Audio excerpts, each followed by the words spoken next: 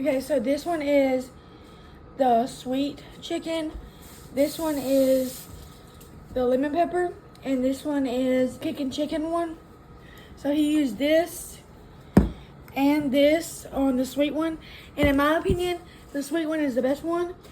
It just has like a sweet flavor. And it's like really good. Anyway, that's our beer chicken rice and tomatoes and mac and cheese.